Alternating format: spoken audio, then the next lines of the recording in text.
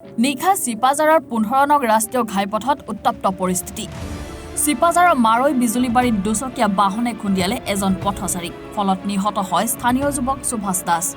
মঙলদৈৰ পৰা গুৱাহাটী অভিমুখে অহা AS12W4024 নম্বৰৰ ৰয়েল এনফিল্ডৰ খুন্দাত নিহত হয় সুভাষ দাস। যুৱকজনক খুন্দিয়াই থৈ দুচকীয়া বাহনখন পথৰ দাঁতিত এৰি পলায়ন কৰে বাহনৰ গৰাকীয়ে।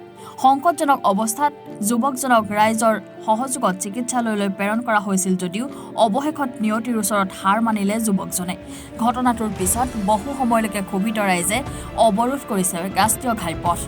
অৱশেষত আৰক্ষী আৰু অৰ্ধসামৰিক বাহিনীৰ ছত্ৰভংগ দিয়াই ক্ষোভিত ৰাইজক। আমাৰ এই বিজুলীবাৰী গাঁৱৰ উমৰ দাসৰ ল'ৰা সুভাষ দাস আৰু তেজপুৰৰ চাইডৰ পৰা গাড়ীখন আহি আছে। তেওঁলোকে ৰং চাইডে এক্সিডেণ্ট কৰি লেফ্ট চাইডে তেওঁলোকৰ এক্সিডেণ্ট কৰিছে। আৰু মই ঘৰৰ পৰা আহিছোঁ, মই প্ৰায় 1000 কিলোমিটাৰ মই আহিছোঁ, 1 কিলোমিটাৰ ঘৰৰ পৰা আহি পেলাই মই এম্বুলেঞ্চত উঠাই পঠাইছোঁ মই সুভাষ দাসক।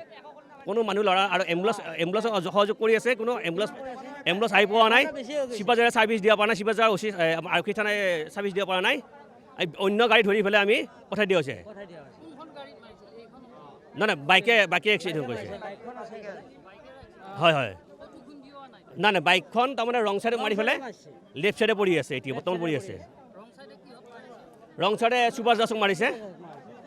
তেখেতৰ বৰ্তমান সংকটজনক অৱস্থা, দুচকীয়া বাহনে। হয় সুভাষক বৰ্তমান মেডিকেলত লৈ যোৱা হৈছে। বাহনখন বৰ্তমান সুভাষ দাস অৱস্থা সংকটজনক। চিপাঝাৰৰ পৰা ৰেফাৰ কৰিছে, গুৱাহাটী লৈ গৈছে।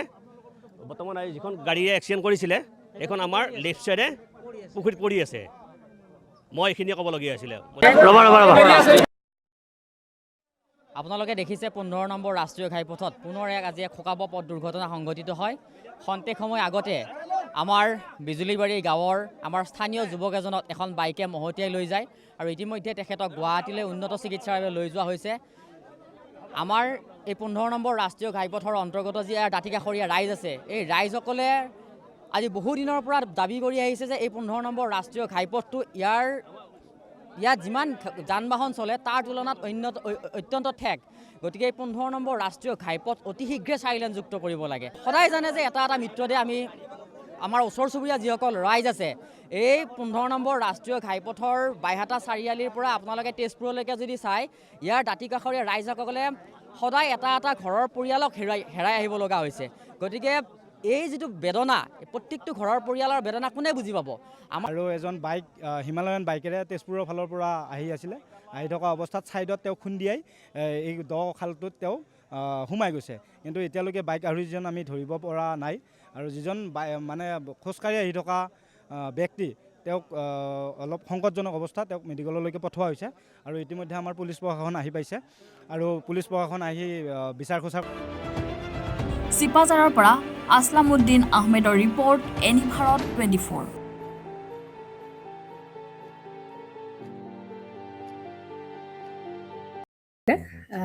জুবিন গাৰ্গৰ গীতসমূহৰ ওপৰত আধাৰিত গানে কি আনে নামৰ এটা সুন্দৰ অনুষ্ঠান আপোনালোকৰ ওচৰলৈ আহি আছে অতি শীঘ্ৰে।